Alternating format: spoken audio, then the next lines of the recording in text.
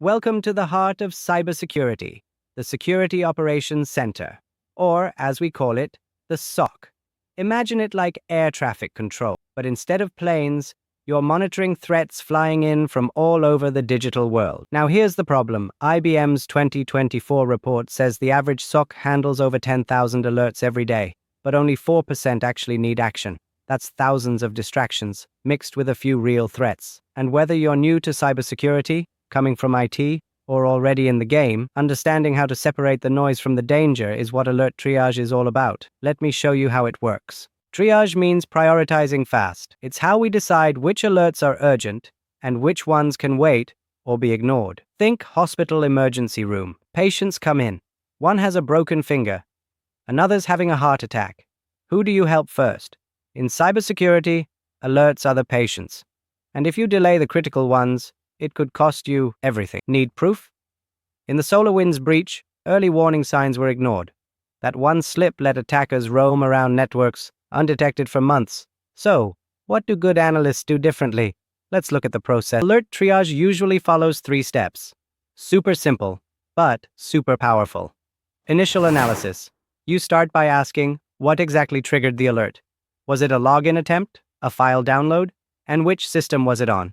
Prioritization. Next, you evaluate how serious it is. Is this a user typing the wrong password?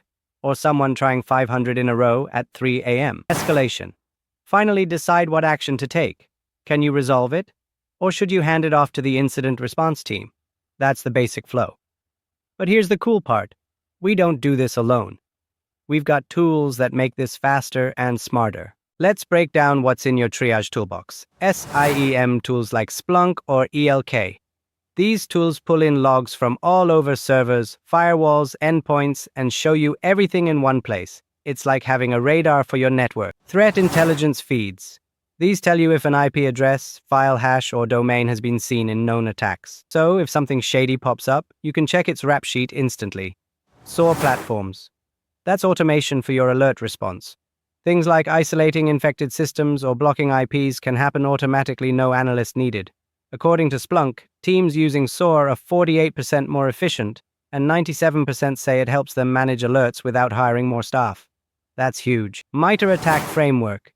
It maps out the common steps attackers take, so instead of guessing, you can ask, where in the attack chain are we right now? Now you've got tools. But you still need skills, and not just technical one. A good triage analyst needs more than just the right tools, they need the right mindset. Technical skills. You need to understand how attacks actually happen. What does a phishing attempt look like in logs? What does lateral movement feel like in network traffic? You also need to know what normal looks like for your systems, because only then can you spot what's weird. Communication skills. Triage isn't just for techies. You'll often need to explain issues to non-technical teams. For example, if HR gets hit with a phishing email, you can't throw jargon at them. Instead, say, someone tried to trick your team into giving away passwords.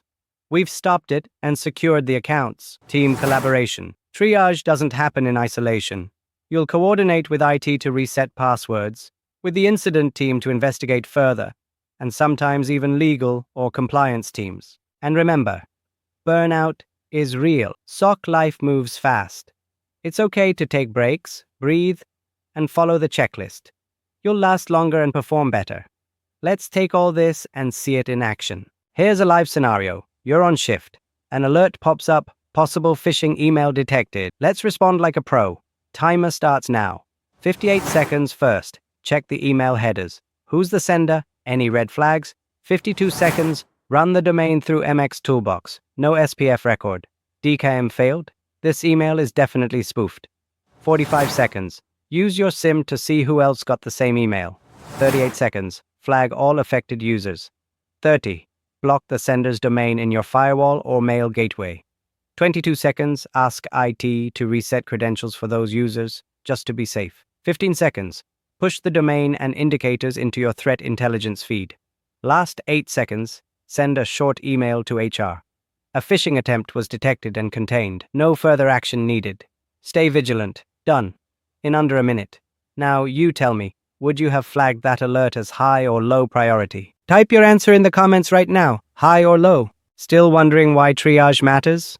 Remember SolarWinds, one ignored alert, months of hidden access, $100 billion plus in global impact. When you miss one, you don't just lose a file, you lose trust. Now you're probably thinking, how do I start building these skills? Try these free tools.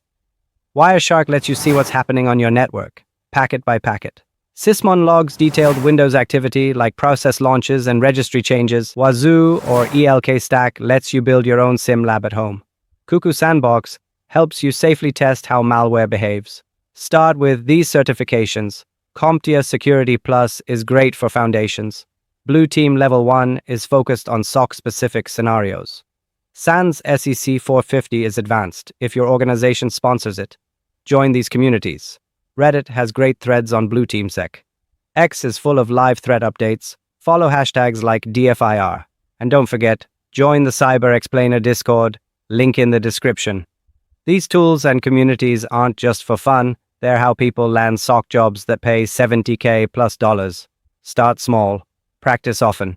You'll get there. Here's the truth. Triage isn't about reacting. It's about staying calm, staying focused, and asking the right questions. You won't master it overnight, but the moment you start treating every alert as a clue, you're thinking like a defender. And if you're still here, I know you're serious. Drop alert ready in the comments so we know you're preparing for the front lines. Also, tell us, what's the first tool or skill you'll practice this week?